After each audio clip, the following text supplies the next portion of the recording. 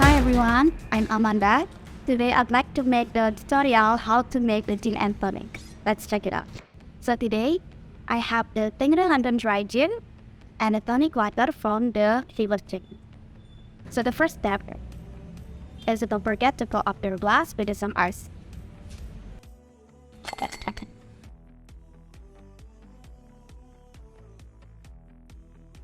And then we're gonna add around 50 ml of the Tingre London dry gin.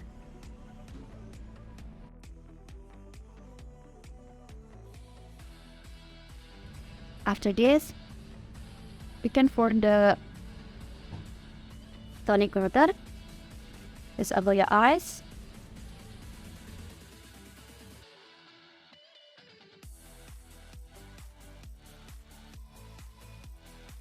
Last but not least, you can put the lime as the garnish.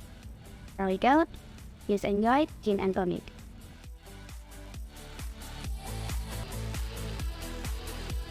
We have special selection for you to make a gin and tonic in every your special occasion. So, you can find all the products at our website on www.goodwings.com. Cheers!